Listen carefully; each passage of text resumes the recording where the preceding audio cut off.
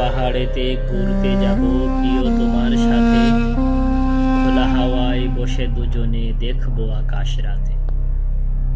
চলার পথে ক্লান্ত হয়ে তাকাবে আমার পানে,